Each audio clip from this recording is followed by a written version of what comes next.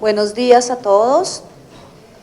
Bienvenidos al Palacio de San Carlos, al Salón Bolívar, nuestro salón emblemático donde acostumbramos a llevar a cabo nuestros actos en la Cancillería, funcionarios del Ministerio, Cuerpo Diplomático, embajador de Israel. Bienvenidos, gracias por su presencia. Tenemos también misiones de Bolivia, Italia. Estamos viviendo un proceso histórico bastante importante. Nosotros desde la Asociación Diplomática y Consular de Colombia, que agremiamos a los diplomáticos de carrera, tenemos también una responsabilidad y hemos enfocado en esta ocasión esa responsabilidad hacia la difusión y hacia un ejercicio didáctico en el que nosotros podamos entender un poco más el texto del acuerdo, que ya sabemos cuántas páginas tiene, cuántos capítulos tiene, cuáles son sus parámetros generales, pero lo cierto es que incluso siendo funcionarios públicos no muchos lo habrán leído completo, o incluso aunque lo hayan leído, habrán muchas dudas, preguntas, inquietudes. El objetivo de este ejercicio precisamente hoy es hacer una introducción general del acuerdo, que la va a hacer el doctor Taylor Balbuena. Él es experto del Grupo de Pedagogía y Construcción de Paz de la Oficina del Alto Comisionado, está aquí a mi derecha. Él va a abrir esta charla, y posteriormente el profesor Andrés Gómez, también experto, investigador asociado en justicia transicional de la Universidad de Oxford, también en procesos de paz en la Universidad del Sussex, profesor del Instituto Alberto Merani, ha sido cofundador de Rodeemos el Diálogo, actualmente docente, consultor, con un gran currículo y una experticia en el tema. Va a complementar y va a enfatizar lo que desde su punto de vista es esencial en el acuerdo. En nombre de la Junta Directiva de la Asociación Diplomática, agradezco su presencia esta mañana y espero que de verdad sea un ejercicio muy constructivo, no tengan ninguna restricción en cuanto a las preguntas que hacemos. Si bien somos funcionarios públicos, también somos ciudadanos, y como ciudadanos estamos participando de algo tan importante que es la oportunidad para que podamos tener con estos dos expertos las respuestas a nuestras preguntas. Bienvenidos. Buenos días a todos. Margarita, muchas gracias por la invitación. En la medida que estamos en un momento, en un contexto que nos obliga o nos invita, también depende de la orilla en la cual uno se ubique, a hacer algo, a informarnos, a participar y a asumir. También depende en la medida en que uno quiera hacerlo, con más o con menor profundidad, este ejercicio de construcción de paz que se nos puede estar abriendo con la firma del plebiscito. Hemos venido haciendo diferentes jornadas de pedagogía con diferentes alcances, conversatorios, talleres. En algunos entramos en mayor detalle alrededor de los acuerdos, en otros pasamos un poco por encima de ese detalle y lo dejamos más sujeto a las preguntas. Creo que en este espacio aplica este modelo. Y voy a aprovechar estos 20 minutos para contar unas ideas grandes del proceso.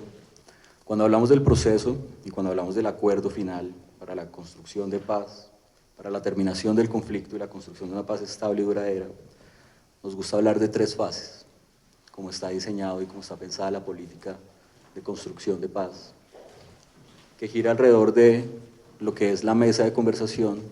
Hoy en día la mesa de conversación es con La Habana, en La Habana con la guerrilla de las FARC, pero que eventualmente se puede abrir, y eso es un pequeño paréntesis, una mesa de conversaciones con el ELN para poder cerrar ese gran ciclo de acciones y de actores armados al margen de la ley, conocidos puntualmente en este contexto de conflicto armado interno.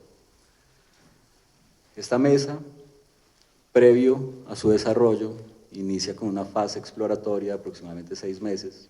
Con esa conclusión de esos 6 meses en donde se pusieron de acuerdo, básicamente quedaron sentados 3 grandes mínimos que hoy en día, cuando miramos para atrás y cuando conocemos los acuerdos, hacemos una reflexión muy positiva de lo que fue la estructuración de un modelo de negociaciones que girara alrededor de una agenda muy concreta y muy particular. El primer mínimo era que, producto de lo que se fuera a hacer en las conversaciones, tenía que concluir con la dejación de las armas, Hoy en día tenemos este protocolo de 180 días, trazable, verificable, con acompañamiento internacional, que garantiza la dejación de las armas. El segundo mínimo era que las FARC, producto de lo que se fuera a hacer en las conversaciones, debían concluir con una apuesta por reparar y satisfacer los derechos de sus víctimas, incluso también por parte del Estado.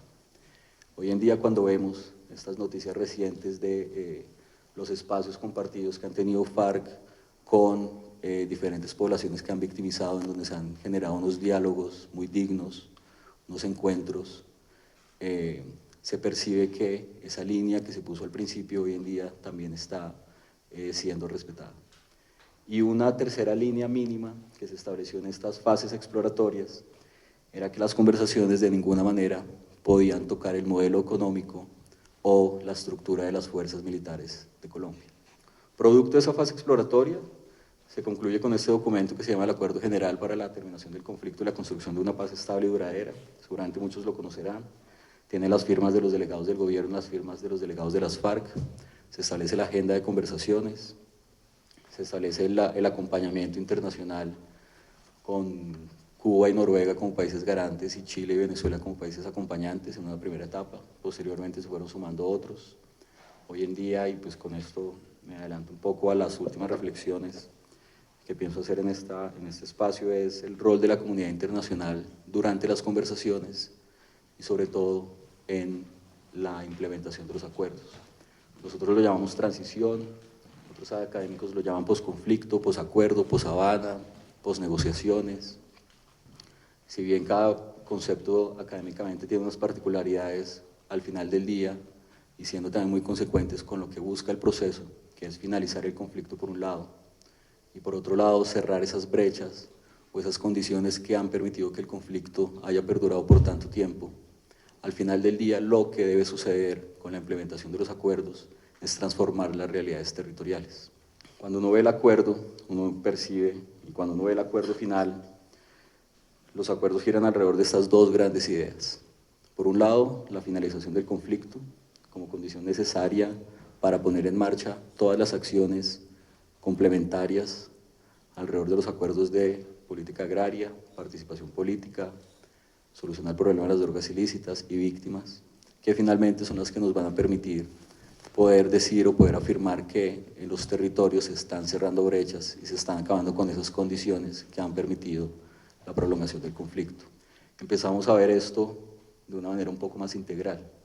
Anteriormente teníamos los capítulos de política agraria, participación política, fin del conflicto, solución del problema de las drogas ilícitas, víctimas, implementación, verificación y refrendación como capítulos un poco aislados, pero hoy en día ya los entendemos como un concepto y este ejercicio creo que vale la pena aprovecharlo para contar nosotros cómo los vemos desde su integralidad. Y esa lectura integral gira alrededor de tres grandes ideas. La primera es que este es un acuerdo y son unas acciones que se van a implementar con una vocación muy territorial. Uno ve en la transversalidad de los acuerdos esa vocación por llegar a las zonas más afectadas por el conflicto, por cerrar brechas entre las áreas urbanas y las áreas rurales. Punto 1, desarrollo agrario, facilitar el desarrollo de la economía campesina, familiar y comunitaria con una apuesta de alrededor de 10 años para poner en marcha una serie de acciones que ya se venían implementando antes del proceso, pero que con la finalización del conflicto se pueden implementar con un mayor alcance. También en punto 2 estamos hablando de una vocación territorial por darle voz o facilitar que actores que por la violencia o por el conflicto no han podido expresar sus ideas en democracia, con la finalización del conflicto tengan la oportunidad de cerrar esa brecha de democracia y poder expresar sus expectativas de desarrollo en las instancias de decisión, no solamente electorales nacionales, lo que son las circunscripciones transitorias especiales para la paz, sino también en la cotidianidad de planeación urbana, municipal, local, como son los consejos territoriales de planeación, los consejos territoriales de paz, las mesas de participación de víctimas, en donde también se plantea un nuevo alcance de esa participación ciudadana, que tampoco nos la estamos inventando en este proceso. Hoy en día estamos ante el reto de la refrendación, y posteriormente se nos viene el máximo reto, que es la implementación de esos acuerdos. Por eso la segunda idea de la integralidad de los acuerdos es la participación ciudadana. En todos, de manera transversal, se plantean espacios en los cuales las comunidades se puedan organizar, se aprovechen las organizaciones que ya están andando, se fortalezcan, quienes no quieran ser parte de las organizaciones también podrán tener un espacio y entre todos se construyan esas visiones conjuntas de desarrollo que plantean los acuerdos. De alguna manera esa es la visión de paz territorial que se ha planteado desde el inicio de las conversaciones. Y es que así como el conflicto ha sido tan diferente en los diferentes territorios, las consecuencias han sido tan extremas de un territorio a otro, las soluciones también deben ser de igual forma concebidas con esas particularidades territoriales. Y la tercera idea de la integralidad de los acuerdos gira alrededor de una necesidad de cumplimiento, o esa visión de cómo vamos a hacer todas estas grandes acciones planteadas en documentos una realidad. También hoy en día cuando uno ve el acuerdo final y muchas lecturas que encontramos en territorio, es que es un documento muy bien escrito, es un documento que da garantía de derechos, que busca cerrar brechas, que busca reconocer problemas que todos conocemos que existen en los territorios, de inequidad, de falta de oportunidades, que plantea algunas soluciones a cerrar esas grandes brechas, pero que simplemente en este momento es un documento de papel, o es un discurso, o es una promesa y una expectativa. Y el verdadero reto, como lo planteaba Sergio Jaramillo hace unos días, es la implementación de esto. Y bajo esa idea de cumplimiento de los acuerdos, es donde la comunidad internacional tiene un rol muy importante en el seguimiento a la implementación de lo que está acordado. Cuando uno ve también cada uno de los puntos, y al final del documento, yo creo que muchos de ustedes han tenido la oportunidad de verlo, en el capítulo de implementación, verificación y refrendación, hay particularmente unos acuerdos alrededor del rol de la comunidad internacional en la implementación de los acuerdos. Y hay un cuadro que para mí ilustra muy bien esa vocación de acompañamiento que tiene y que se ha solicitado de una manera pues, muy responsable por parte de la mesa, para vincular actores expertos en las diferentes temáticas del acuerdo, de los puntos, que puedan acompañar con su conocimiento y con su seguimiento a que los compromisos verdaderamente sucedan en los territorios. El punto sexto, implementación, verificación y refrendación, se concentra sus esfuerzos en lo que se ha llamado la comisión de seguimiento. Es una comisión compuesta por 3 partes de las FARC y 3 partes del gobierno, pero que en su desarrollo plantea que esa comisión debe tener un acompañamiento internacional, primeramente por los países que han acompañado el proceso, 4 delegados, uno de Cuba, uno de Venezuela, uno de Chile y uno de Noruega, que complementan esta comisión, y el acompañamiento de Naciones Unidas posterior a los 180 días de la dejación de armas, en una comisión especial para hacer seguimiento puntualmente al tema de reincorporación y seguridad de los nuevos actores que se constituyan luego de la firma del acuerdo final. Y ese acompañamiento internacional creo que en muchas lecturas que hemos tenido regionales, en donde tristemente por causa del conflicto se han roto esas relaciones de confianza de los ciudadanos con la institucionalidad, es necesario el acompañamiento de un tercer actor que junto a la institucionalidad pueda dar las garantías de cumplimiento que al final del día, reiteramos, es el verdadero reto de la construcción de paz. Al inicio les hablaba de 3 fases, la secreta exploratoria, producto de las cuales se logra el acuerdo general, la segunda, que es el desarrollo de las conversaciones, producto de la cual se firma el acuerdo final, las 297 páginas, y posterior a la refrendación tendremos esa tercera gran fase de implementación y puesta en marcha de todas estas acciones en los territorios con la participación de las comunidades y con el acompañamiento de la comunidad internacional. Realmente es una muy buena introducción porque, a ver, yo que soy abogada, nunca me leí el Código Civil completo, ni siquiera la Constitución. No creo que un ejercicio tan detallado del panorama de a lo que estamos enfrentándonos como sociedad. Definitivamente esos 3 parámetros transversales que usted menciona, la vocación territorial, la participación ciudadana, la necesidad de cumplimiento, implementación del acuerdo, son los que como ciudadanos debemos tener presentes cuando nos aproximamos a este texto complejo. Gracias por esa introducción general.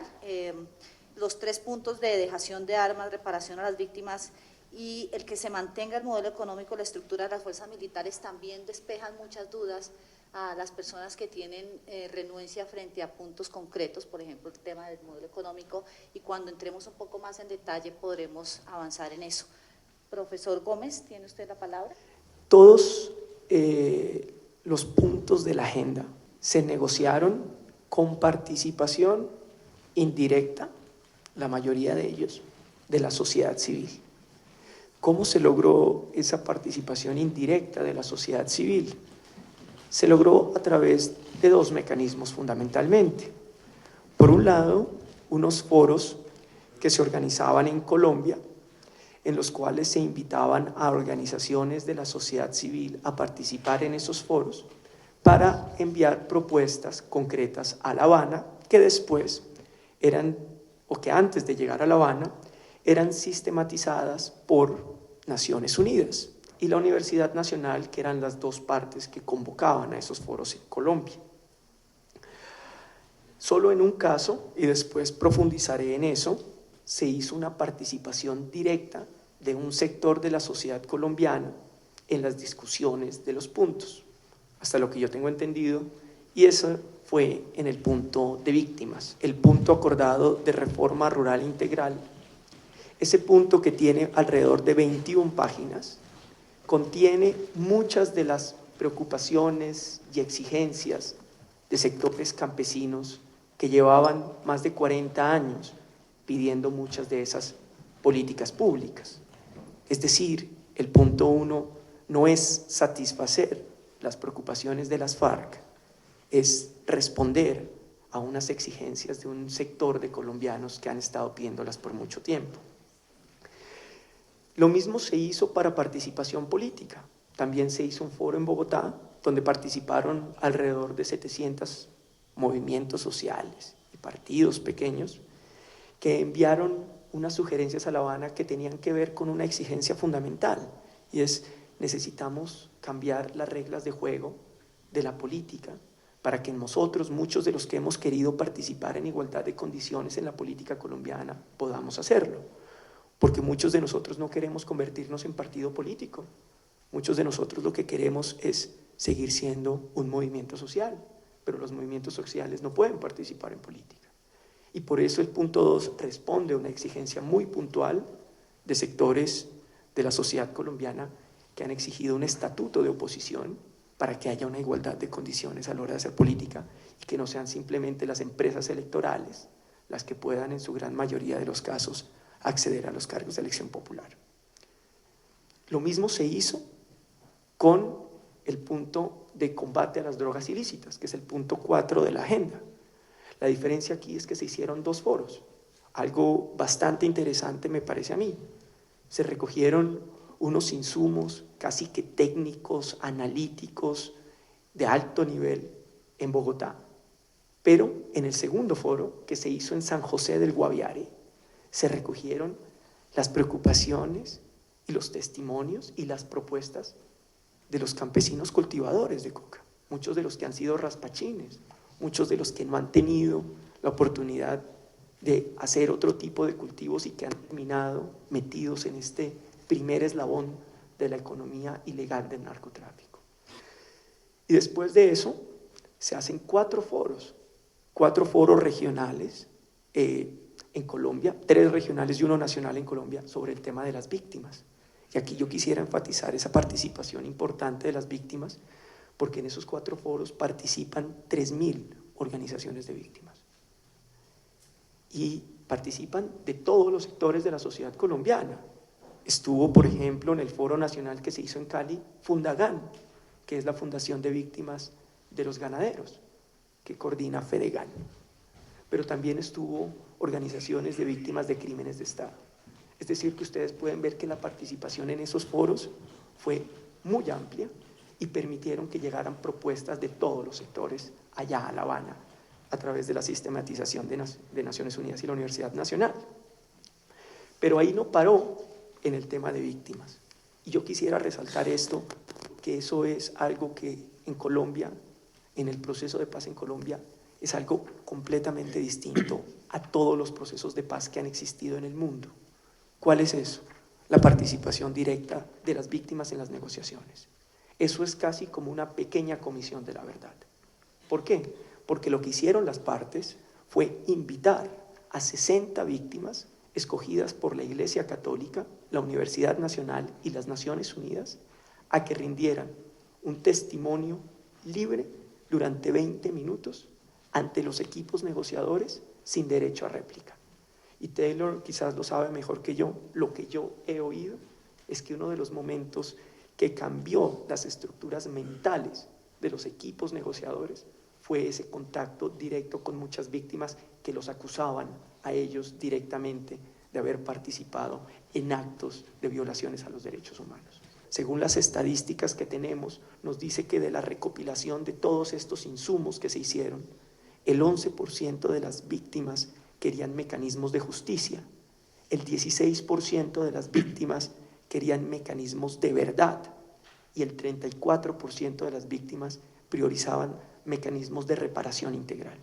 Creo que esto es absolutamente fundamental porque cuando yo hablo con muchos colombianos, la gran mayoría dicen, pero ¿es eso justo con las víctimas?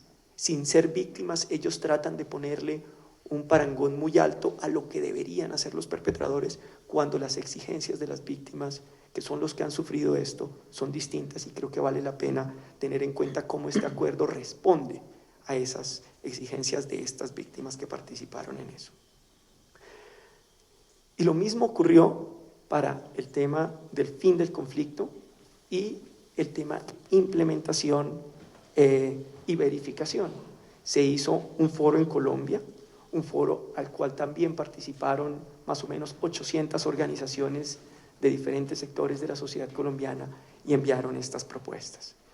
Como se dan cuenta entonces, los acuerdos de La Habana no responden solamente a dos equipos negociadores, sino que ellos han recibido los insumos de diferentes sectores de la sociedad colombiana que en muchos de los casos se ven representados ahí y son precisamente esos sectores de la sociedad colombiana los que hoy han estado participando en ejercicios pedagógicos, pero también en campañas por el sí. Me quisiera enfocar en el tema de las víctimas. Ahí es donde se ha dado una de las grandes innovaciones, porque no solamente fue la participación de las víctimas directamente en La Habana, pero también fue la creación de una subcomisión de género, que se creó justo cuando empezó la discusión sobre el punto de víctimas, pero que después se amplió para darle un enfoque de género transversal a todos los acuerdos. Cuando uno lo ve desde la perspectiva comparativa en estudios de resolución de conflictos, este es el primer proceso de paz que crea una subcomisión de género y es el primer proceso de paz que genera un enfoque de género que tiene que ver no solamente con la satisfacción de los derechos de las víctimas, que en el caso de Colombia en el 60% de los casos son mujeres, pero tiene que ver con responder a los problemas estructurales que han tenido siempre a la mujer en la mayoría de la geografía colombiana como un actor de segunda clase. Pero la otra innovación que ocurre en medio de esta negociación sobre justicia transicional es crear una comisión histórica del conflicto y sus víctimas, compuesta de 14 académicos de diferentes trayectorias académicas, de diferentes universidades públicas y privadas, para escribir un informe en un tiempo récord de más o menos 4 meses, en el cual dijeran cuáles eran los orígenes de la guerra, las razones para la prolongación del conflicto y los impactos de esta guerra. Y ahí vuelve y se enfatiza mucho para los equipos negociadores la importancia de entender que en Colombia tenemos casi el 20% de nuestra población víctima del conflicto armado. Según el Registro Único de Víctimas tenemos 8.200.000 víctimas. Según ese mismo registro de víctimas somos el primer país en el mundo con desplazados internos, 7.200.000 desplazados internos. Tenemos 3 veces el número de desaparecidos que tuvo Argentina y precisamente esta comisión histórica del conflicto y sus víctimas permite volver a resaltar la importancia de ponerle fin a lo que alguien llamó en algún momento esta fábrica de víctimas en la que se convirtió el conflicto armado colombiano. Y el otro insumo que es importante en esta discusión del tema de víctimas es el insumo que hace una subcomisión jurídica compuesta de especialistas en derechos humanos y derecho internacional humanitario, que son capaces de proponer un borrador de justicia transicional que es el que termina siendo discutido por los equipos negociadores y aceptado al final de cuentas. En este sistema, entonces, ¿qué es lo que nosotros encontramos que es muy valioso y bastante complejo de entender e innovador? Que hay una mezcla que es acordada por los equipos negociadores entre mecanismos judiciales y mecanismos extrajudiciales, razón por la cual la Corte Penal Internacional respalda el proceso de paz en Colombia. Y esa mezcla implica la creación de una comisión de la verdad para satisfacer el derecho a la verdad de las víctimas y crear una verdad histórica de lo que ha sucedido en medio del conflicto armado, y crea una jurisdicción especial para la paz en la cual se ofrecen amnistías para aquellos guerrilleros que no han participado en crímenes internacionales y se busca la forma de sancionar a aquellos guerrilleros que participaron, y no solamente los guerrilleros, sino los agentes del Estado y los civiles que participaron en graves crímenes internacionales. Y esto crea un sistema en el cual se privilegia a aquellos que reconocen responsabilidades y se comprometen a la reparación de las víctimas, ofreciéndole unas penas propias de aquellos que no reconocen los actos cometidos en contra de las víctimas y que no, por tanto, no se comprometen a su reparación integral. ¿Qué es lo que creo que queda planteado aquí cuando nosotros conversamos con ustedes y cuando tenemos a una persona como Taylor que ha estado metido de lleno en las negociaciones? Que hay una diferencia entre aquellos que estuvieron metidos en los equipos negociadores, que le han hecho seguimiento a la negociación, y los ciudadanos del común. Y que ahí hay usualmente una brecha. Usualmente los que han estado metidos en las negociaciones porque han convivido, porque han coexistido, porque han vivido el proceso, han vivido una transformación mental, tal como lo dijo el general Javier Flores. Yo, al reunirme con los guerrilleros de las FARC, sentí que mis estructuras mentales eran cuestionadas. Y eso permite que haya una transformación de cómo uno se imagina el futuro del país y de cómo uno entiende este proceso. Los ciudadanos que, por el contrario, están viviendo sus preocupaciones de la vida cotidiana y tienen otro tipo de preocupaciones, no tienen ese seguimiento directo. ¿Cómo se cierra esa brecha? Y este reto que les estoy diciendo lo viven todas las sociedades transicionales. ¿Cómo se cierra esa brecha? Haciendo pedagogía. Y usualmente lo que se hace en las negociaciones es, usted primero logra un acuerdo, que es lo más difícil de lograr, tal como decía Taylor, y una vez usted lo logra, usted tiene que explicárselo a sus ciudadanos como Estado, y la insurgencia se lo tiene que explicar ¿a quién? A su guerrillerada. Y por eso es que va a ocurrir la 10ª conferencia de las FARC la próxima semana, porque los guerrilleros que viven en los llanos del Yarí no tienen tan claro qué fue lo que se negoció en La Habana y no han estado en el equipo de los zapatos de los equipos, no han estado en los zapatos de los equipos negociadores. Ese ejercicio pedagógico, que es lo que estamos haciendo ahora, es precisamente para sincronizar lo que ha ocurrido allá, para que toda una sociedad pueda transitar esta transformación cultural que implica la construcción de paz. Y ahí hay unos retos grandes que yo solamente se los quiero dejar planteados, porque esto es de gran dificultad. Primero, hay que pensar mucho en la generosidad, porque la paz solo se construye corresponsablemente. Y por eso es importante que el mayor número de ciudadanos entiendan qué fue lo que se acordó. Segundo, la solidaridad. Es necesario ponerse en los zapatos del otro. Es fácil predicar la guerra cuando uno no ha vivido los bombardeos del ejército en Urabá, o cuando uno no ha vivido los ataques a poblaciones con cilindros bombas como en Algeciras, Huila. Tercero, es fundamental recuperar la honestidad con un principio de autocrítica, reevaluar lo que creíamos que pensábamos y proponer ideas distintas. Y por último, fundamental volver a recuperar el respeto por la diferencia, porque la diferencia fortalece nuestra democracia y no tener debates polarizados al respecto. Si ustedes unen todo esto, ¿a qué lo dirige a uno la transformación cultural? ¿Cuál es el reto profundo del mediano y largo plazo para una sociedad que pretende construir paz? La reconstrucción de la confianza en el otro y en uno mismo. La reconstrucción de la confianza en un país que es capaz de tramitar sus diferencias sin recurrir al uso de la violencia.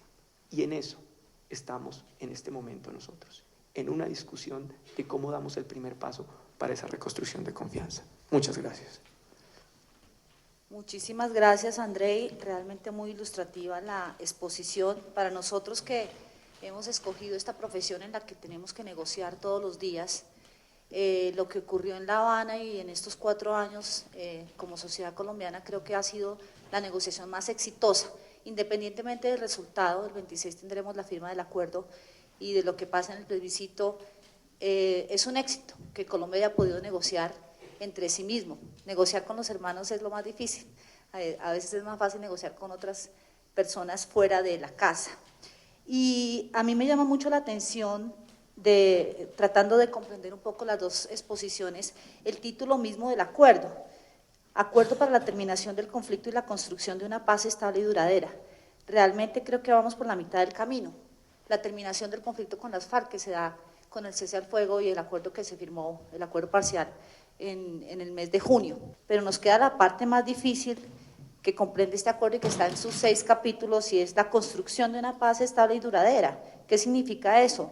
Realmente transformar las condiciones de desigualdad y exclusión que ha vivido Colombia durante mucho tiempo, que son temas estructurales, y si el acuerdo nos da esos parámetros, tenemos la voluntad política, tenemos el presupuesto, tenemos la cooperación internacional y sobre todo que inmiscuirnos como sociedad para lograrlo. Yo creo que ahí están los más importantes retos de este acuerdo. Si bien el acuerdo lo dice muy claro, en el punto correspondiente a este sistema, pues que es un sistema completo del cual la justicia transicional es una parte, se dice que este mecanismo es reparador, ¿sí? Y también el acuerdo tiene algo, menciona la UP, que me imagino que eso debió ser un punto de negociación en varias partes, y el acuerdo mismo, desde mi punto de vista, al mencionar eso y como se menciona, es reparador. Y finalmente una pregunta, y aprovechando la presencia de tanto joven acá, que es la generación que va a tener que vivir y sacar adelante este acuerdo de paz,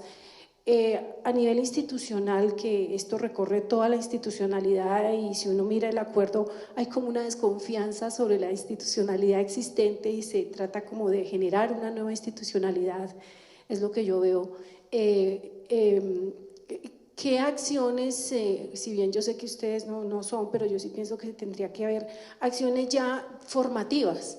Porque aquí hay toda una cuestión técnica de DDRA, todos los estándares internacionales que ya deberían empezar a bajar como de manejo diario, tanto no solamente funcionarios públicos, pero en particular de funcionarios públicos, porque esto no es solamente retórica, en esto hay elementos de ciencia política, de administración pública, de visión del Estado que tienen que cambiar. Entonces, me parece que también una función formadora desde ahora sería importante para las nuevas generaciones. Gracias. Lo que es muy valioso es que en esa parte que se llama mecanismos integrales de reparación integral hay varios elementos que valdría la pena resaltar. El primero es que yo creo que hay un reconocimiento por parte de las FARC en ese momento del gran avance de la institucionalidad colombiana en tema de reparación a las víctimas, en particular por lo que ha ocurrido alrededor de la ley de víctimas y restitución de tierras. Y por eso en el acuerdo lo que queda muy claro es que a pesar de que hay ese reconocimiento de la importancia de la ley de las víctimas, de víctimas, es necesario fortalecerla, y hay que fortalecerla con participación de las organizaciones de víctimas. Segundo, me parece que hay un ejercicio muy importante que se relaciona con lo que usted mencionaba de la Unión Patriótica. En el tema de la Unión Patriótica, puntualmente sale la decisión del gobierno de buscar una salida amistosa, una solución amistosa a la demanda que ha presentado la Unión Patriótica ante la Comisión Interamericana de Derechos Humanos por el caso del genocidio de la Unión Patriótica, que no ha sido aceptado como genocidio, pero digamos el caso ahí. Entonces ahí hay una decisión del Estado muy concreta, pero en el marco general lo que el Estado decide y lo que se acuerda es priorizar la reparación colectiva. El caso de la OP es un ejemplo, pero el caso de comunidades indígenas o el caso de sindicalistas puede ser otro ejemplo, porque la ley de víctimas, a pesar de que tiene un componente de reparación colectiva, su gran fuerza está en la reparación individual. Y es una cosa reparar a una víctima individualmente y otra cosa reconstruir y reparar el tejido social de organizaciones o de comunidades. Y por último, algo que se relacionaba con lo que mencionaba Taylor en algún momento, es la decisión de hacer unos actos tempranos de reconocimiento de responsabilidades, que son actos tempranos que lo que demuestran es que se privilegia un encuentro bilateral con acompañamiento de gobierno o de comunidad internacional entre víctimas y victimarios. Múltiples actos, pero que han sido producto de decisiones judiciales, ¿no? Principalmente de órganos internacionales como la Corte Interamericana de Derechos Humanos. De todas maneras, si quieres complementar, te doy la palabra y les pido que las preguntas sean bien concretas y cortas para que podamos aprovechar y todos puedan participar. Me gustaría complementar dos ideas alrededor de la justicia transicional. Lo que tú dices es muy cierto. Muchas veces, más allá de entender el detalle de lo acordado, hay que entender la esencia de por qué se acordó. Y es un poco la reflexión de la justicia transicional de cómo se debe explicar no solamente los alcances del sistema que se acordó, que es un sistema estructural, complementario, con un principio de condicionalidad, sino también el porqué de la justicia transicional. Y también propiciar un espacio para lo que se nos viene luego de cerrar el conflicto, que son los escenarios de convivencia y de reconciliación. De pronto entendiendo un poco esa esencia y un ejercicio comparativo con otros procesos, ya cuando uno entra al detalle, es un poco más fácil entender y hacer ese ejercicio de pedagogía que tú mencionabas también. Al final del día, el sistema como tal se compone de unos mecanismos judiciales y otros extrajudiciales. Todos se componen por personas. Una de las garantías del cumplimiento y de la imparcialidad de ese sistema es cómo seleccionar a las personas que van a estructurar los mecanismos judiciales y los mecanismos extrajudiciales. Y ese proceso de selección también cuenta con un acompañamiento internacional para poner sobre la mesa actores que den garantía precisamente de imparcialidad, de transparencia, de equidad en las decisiones que se hagan y sobre todo den para el país la transparencia de que las personas que han participado en el conflicto y han sido los máximos responsables de crímenes internacionales de violación de derechos humanos, infracciones al derecho internacional humanitario, van a responder por sus actos. Y frente a lo segundo que tú mencionabas, de las acciones formativas, creo que es algo que está sucediendo de manera natural, pero que toca fortalecer desde la institucionalidad. Función Pública viene haciendo un trabajo muy valioso de fortalecer a los funcionarios, a los servidores públicos, contratistas, con esta gran campaña de servidores públicos constructores de paz, en la cual invita a que cada quien pues haga un ejercicio muy personal de ver desde su posición actual como funcionario público, cómo puede aportar a la implementación de los acuerdos. La mención de la Unión Patriótica, pues además de lo que Andrei hacía referencia, también sale como un ejercicio y como una referencia a algo que no puede volver a suceder. Por eso el punto 3 de fin del conflicto complementa un ejercicio de dejación de armas trazable con los protocolos de 180 días, con un sistema integral de justicia y con unas medidas para facilitar la reincorporación de la vida social, política y económica de los miembros de las FARC. Para agilizar voy a tomar 3 preguntas seguidas y las vamos así agrupando. ¿Qué mecanismos se tienen previstos para la legalización y evolución de tierras, teniendo en cuenta los desafíos que existen? Por ejemplo, que muchos de los campesinos ni siquiera tienen una cédula. Entonces, ¿cómo se va a hacer para que ellos les puedan devolver o ellos puedan legalizar los títulos que digamos, perdieron por el desplazamiento? Hablamos mucho de los acuerdos, pero como estamos ahora en la fase de referendación, ¿qué pasa el 2 de octubre cuando la ciudadanía colombiana al final decide de no aprobar lo que fue acordado en esos 4 años, ¿cuáles serían las consecuencias legales y políticas a partir del 3 de octubre? Doctor Balbuena, ¿cómo realizar pedagogía para aquellas personas que, como yo y como algunos de nosotros, vivieron el conflicto desde tan lejos y aún así se oponen fuertemente al proceso de paz a menos de 3 semanas del plebiscito? Gracias. Quiero agradecer a la asociación, esta es una excelente iniciativa, y también quiero agradecerles a los panelistas. Mi pregunta tiene que ver precisamente con las zonas campamentarias, que entre otras cosas es una expresión que yo nunca había visto acuñar en la lengua española, pero dentro de los temas que le llama a uno la atención está por la manera como se decidió poner a estos miembros de las FARC en distintas zonas del país. ¿Le parece a uno que allí hay un tema de logística supremamente complejo? Y quisiera verlo también desde 2 perspectivas, desde la perspectiva de las comunidades, donde estos miembros de las FARC van a estar en campamento. ¿Cuál fue el diálogo que se tuvo con estas comunidades? Hubo un acuerdo con ellas. Y por otro lado, teniendo en cuenta la mención que se hace de la Unión Patriótica, precisamente de la seguridad en una forma tan atomizada a lo largo y ancho del país. Muchísimas gracias. El alto comisionado, y lo voy a parafrasear un poco, Humberto Lacalle lo ha dicho varias veces, este es el mejor acuerdo que se logró construir. La pregunta del 3 de octubre lo pone a uno en escenarios. Sí, el país mayoritariamente vota no. Escenario 1, lo ha dicho el presidente, muchas de las acciones que están en los acuerdos se pueden poner en marcha como una vocación unilateral de dar garantías a los derechos que están consagrados en los acuerdos.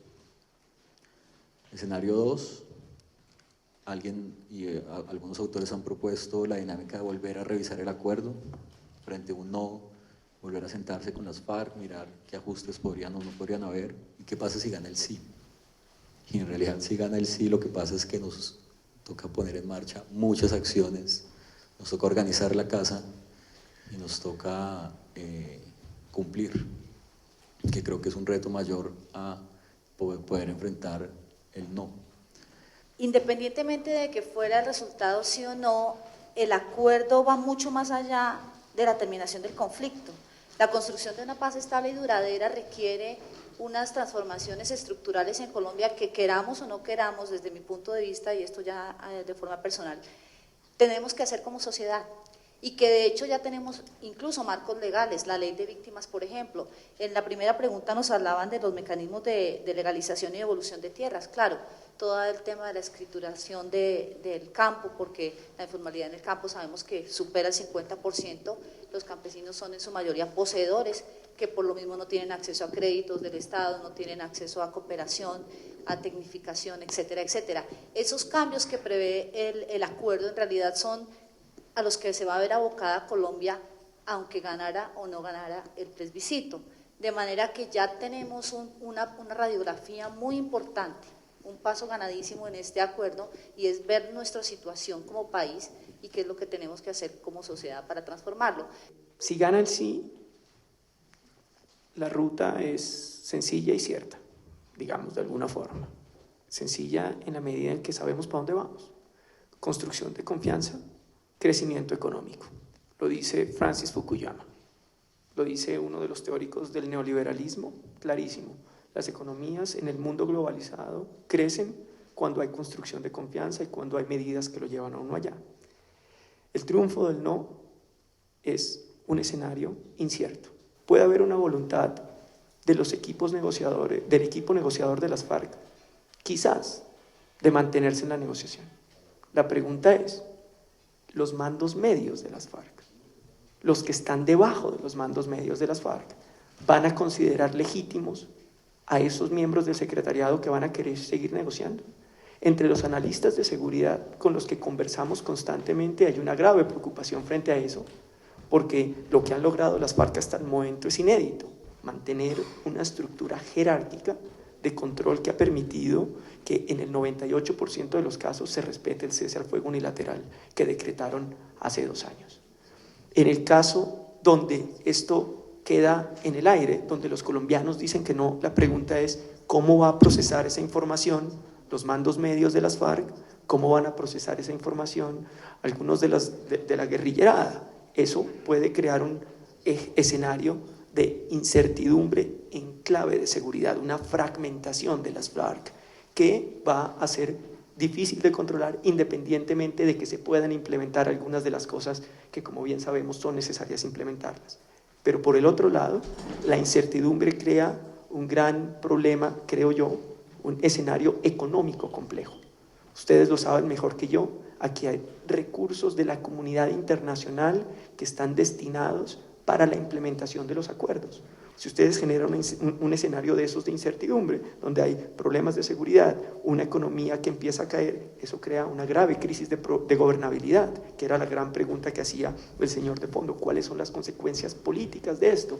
Si en este momento el presidente tiene problemas de imagen pública, ¿cómo sería un escenario donde gane el no? ¿Qué crisis de gobernabilidad crearía un escenario de estos? Creo que sería un escenario muy complejo para la sociedad colombiana, de mucha incertidumbre, y ahí es donde los colombianos tienen que pensar frente a eso. Muchísimas gracias. Bueno, tenemos otro grupo de preguntas, las que se refieren a la seguridad en las zonas o en los campamentos en donde se van a concentrar los miembros de las FARC. Cuando se termine el tiempo, ¿qué garantías tienen para que no repitamos historias pasadas como las de la UP? La embajadora Ana María también mencionó algo muy importante, y es cuál fue la concertación con los poseedores o dueños de estas tierras, qué participación tuvo la comunidad para haber escogido estos puntos de concentración, y si la seguridad va a ser buena teniendo en cuenta que están tan atomizados, ¿no?, y distribuidos. Exacto. Fue una decisión técnica con la información que tenemos. Solamente de manera de anécdota, cuando empiezan las conversaciones de este punto sobre la mesa se pone la necesidad de hacer 100 zonas veredales por parte, como una propuesta de ellos. Con el conocimiento que tiene el Estado colombiano de dónde están ubicados, de quiénes son, de cuántos son, pues se hizo el llamado a las justas proporciones y se concertaron estas 22 zonas. No hubo concertación alguna con los territorios, una decisión técnica en las cuales se ubicó la vereda. Lo que sí hubo, posterior de esa decisión de la vereda, una visita técnica que sucedieron hace aproximadamente 3 semanas, ya casi un mes, en las cuales se concertó ya finalmente la ubicación como tal de la zona. Sabíamos cuáles eran las veredas, teníamos que encontrar el punto adecuado dentro de esas veredas para ubicar las zonas. Ese fue el ejercicio de concertación. Fue una semana intensa en donde delegados del gobierno, de las FARC y del Mecanismo de Monitoreo Internacional visitaron las 22 veredas y tuvieron encuentros con los alcaldes, juntas de acción comunal, personeros, el acompañamiento de las gobernaciones, en donde ya se permitió identificar los puntos, o sea, las coordenadas exactas de las zonas. Ese fue un primer ejercicio de construir confianza, de poner sobre la mesa lo que se viene, dar un parte de tranquilidad de que lo que se viene tiene todo el acompañamiento necesario de la comunidad internacional y de las entidades de gobierno para garantizar los derechos en esas zonas. Posterior a esa visita técnica, lo que estamos haciendo nosotros es un acompañamiento en pedagogía. Yo he tenido la oportunidad de conocer 3 de las zonas veredales, en donde mi lectura de las comunidades que están ahí es una favorabilidad a lo que se viene, lo están viendo como una oportunidad. Por un lado porque las pusieron sobre el mapa, las reconocieron, conocí las de Antioquia, Remedios, Ituango y Aveiva, entonces hay como una primer tranquilidad de que fueron sujetos de un reconocimiento de que en esas zonas se requiere una atención especial, no solamente por la ubicación que va a haber, sino también por lo que se viene posterior. El liderazgo de los alcaldes y de las instituciones también es fundamental en este proceso. Debo decir que los alcaldes de estos 3 municipios han demostrado pues una visión integral de lo que puede ser la implementación de las zonas. Hoy en día se está hablando de unas acciones tempranas de construcción de confianza y de facilitar que el proceso de ubicación sea lo más eficiente posible. Territorios en los cuales la llegada es de un acceso muy difícil. aproximadamente 6 horas en carretera, en trocha abierta, compleja. Una primera apuesta es de pronto facilitar un acceso más óptimo y eficiente para todo lo que se viene. La reactivación de las economías locales con el acompañamiento internacional creo que también es una de las grandes visiones que los alcaldes han identificado. Y eso es un poco la percepción de las comunidades y lo que ha sido la relación de las comunidades con la decisión. Fueron zonas que no tuvieran una cercanía considerable a las fronteras, que tuvieran accidentes geográficos que pudieran de alguna manera facilitar el control de las zonas y que en lo posible no se afectara a las comunidades. Uno también cuando tiene la oportunidad de ir un poco al espacio como tal, buena parte de la última decisión que se tomó era ubicarlas en territorios baldíos. No obstante, seguramente pues habrán familias cercanas o en la misma zona. Con ellos pues hay un ejercicio de arrendamiento de las zonas, particularmente con los propietarios. También con la pregunta que había de qué pasa después, y ahorita abordamos el de seguridad. Posterior a la finalización de las zonas veredales transitorias de normalización, hay que ser justos con la palabra transitorias. Eso tiene una duración acotada de 180 días con una posibilidad de prórroga que no superará más de semanas. Pero luego lo que se viene ya es el proceso de reincorporación a la vida social por parte de los miembros de las FARC. Algunos de ellos decidirán quedarse en las zonas porque son oriundos de las zonas, otros deberán transitar por el sistema de justicia. Aquí el tema de temporalidad y del alistamiento que estamos haciendo como institucionalidad para tener todo listo en función de la implementación es esencial. Poder luego de los 180 días tener el sistema de justicia de alguna forma estructurado, o si no en su totalidad, una primera parte para que quienes deban responder ante la justicia puedan hacer el tránsito de las zonas a su participación en el sistema y pues de ahí se puedan liberar. Quienes puedan transitar hacia la amnistía pues ya puedan empezar a desarrollar sus proyectos de vida con el acompañamiento que está establecido de técnico, financiero, de asociatividad, y quienes deban responder ante la justicia pues tengan como también su tránsito hacia ese camino. Los acuerdos en temas de seguridad, particularmente en las zonas, tienen el acompañamiento de la policía. Hay que decirlo, las autoridades civiles no pierden de ninguna manera el ejercicio de la autonomía en las zonas. El acompañamiento internacional da una cuota de garantía en temas de seguridad, que es ese primer perímetro de 1 kilómetro que estará salvaguardado por el componente internacional. Pero posterior de esto, los acuerdos plantean el sistema integral de seguridad, es un nombre larguísimo, que de alguna manera busca facilitar que las personas que hagan el tránsito de la vía civil pues tengan todas las garantías de seguridad de todos los actores armados que han atentado en contra pues, de la legalidad, pero también para los actores que siempre han estado en la legalidad tengan las garantías de seguridad territorial de que este ejercicio de reincorporación a la vía civil no va a significar, como en procesos anteriores, un aumento de la criminalidad en algunas regiones y en algunos territorios. Aquí lo que se busca es encontrar ese punto entre generar las condiciones propicias para que las personas de las FARC sean parte de la apuesta de reintegración y generar unas condiciones estructurales de seguridad para que todas esas organizaciones criminales, algunas sucesoras del paramilitarismo, puedan ser combatidas de una manera directa y de una manera más eficiente para garantizar la seguridad de los territorios. Siguiendo como en la escala del Pacto Nacional, de la visión política estratégica, le sigue una unidad especial para la investigación, compuesta por diferentes miembros de las fuerzas, un equipo interdisciplinario e integral que va a tener una tarea muy puntual de investigar y perseguir a las organizaciones que atenten contra la implementación de los acuerdos y contra la seguridad de los colombianos. Siguiendo como en esa escala, visión política, visión estratégica, unidad para la investigación, hay una unidad muy puntual que es un cuerpo elite que va a hacer un ejercicio muy regional de poder atacar en regiones esos focos puntuales en donde con la inteligencia que hoy en día ya está puesta, se tiene identificado dónde están estas bandas criminales que pueden atentar contra la seguridad. Y finalmente, pues una integralidad de ver esto como una nueva apuesta de romper el vínculo entre política y armas.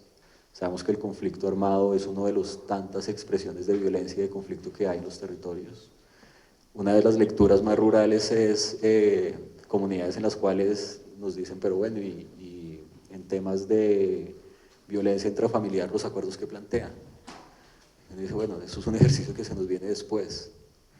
Claramente hoy en día ya hay muchas apuestas por tramitar esos conflictos, muy bien lo que tú preguntabas también de esas competencias que se requieren, de solución pacífica de conflictos, pero hay otras preocupaciones, un poco como han vivido el conflicto de una manera tan cotidiana, su sensibilidad está más afectada por esa exclusión, incluso como mencionaba de la mujer Andrei, que si bien no están los acuerdos, hace parte de esa visión de puesta en marcha unas nuevas narrativas de país y una nueva forma de relacionamiento entre las instancias de gobierno y con las comunidades. Muchísimas gracias. Antes de responder sobre los mecanismos para la legalización de evolución de tierras y la reincorporación de los menores, voy a recoger 2 preguntas más, o máximo 3, para que podamos cerrar. 2 preguntas puntuales. Una para el doctor Balbuena. ¿Cómo contemplan ustedes los compromisos internacionales que hay en la materia de descontaminación del territorio, teniendo en cuenta que hay algunas cosas que sí están incluidas en los instrumentos internacionales y hay otras que están incluidas en los acuerdos firmados, pero que no somos parte de los acuerdos internacionales? Por lo que estamos generando un poquito de incertidumbre en los compromisos que tiene Colombia hacia la comunidad internacional y lo que la comunidad internacional va a esperar leyendo los acuerdos, pero que Colombia ha históricamente no participado de esos mecanismos de descontaminación de territorio. Y para el doctor Gómez, un tema de víctimas. El reto grande de que también la comunidad internacional identifica en varios mecanismos internacionales es la falta del sistema de víctimas o de atención a víctimas en Colombia de singularización. Y cito el caso específico de minas antipersonal.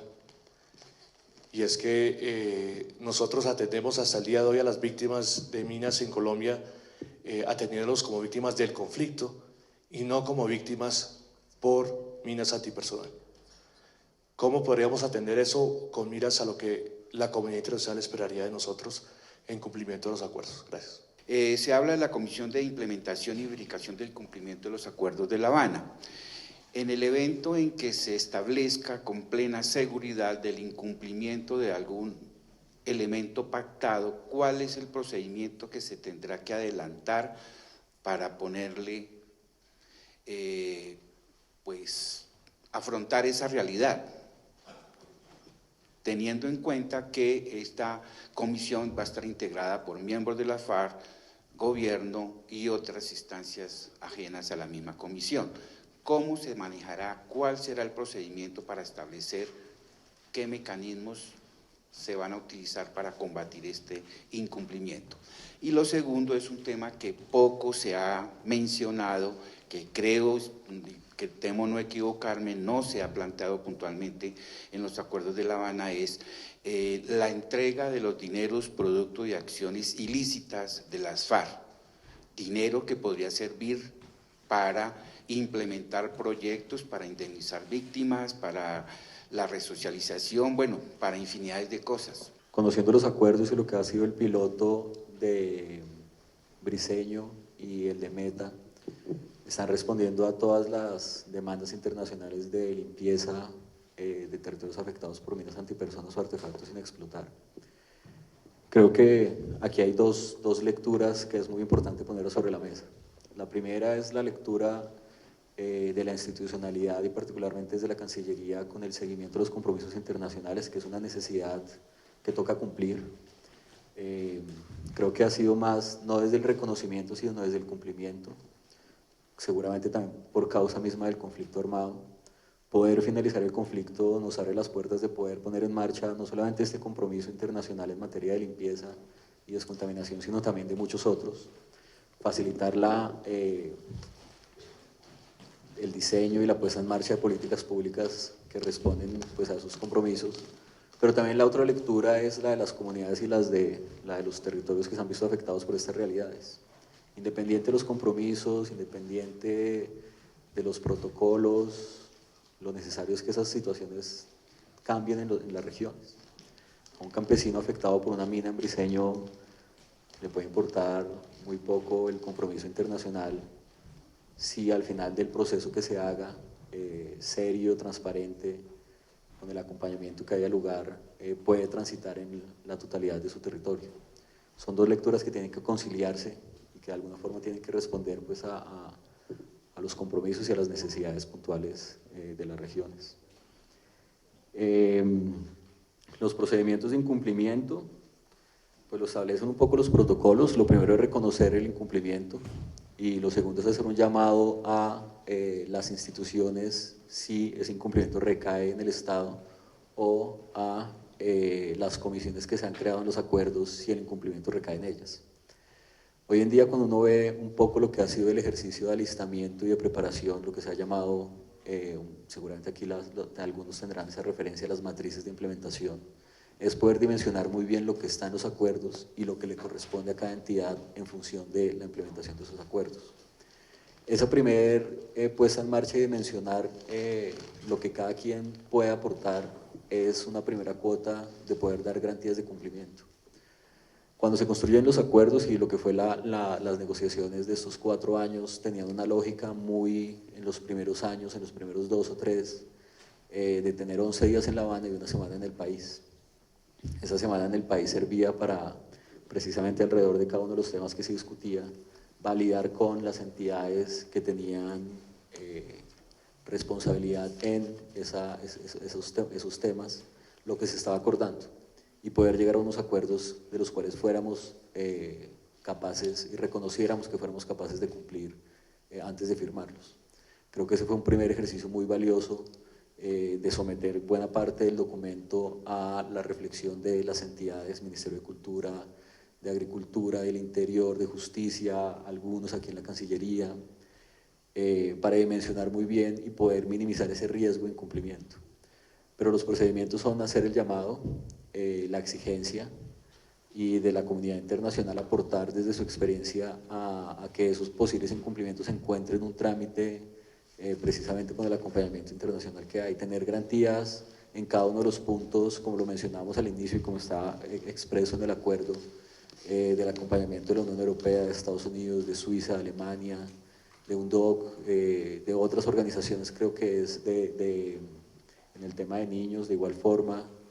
Es una de las grandes garantías que más allá de la forma de llenar el vacío, es no permitir que haya un vacío desde el alistamiento, la preparación y la puesta en marcha.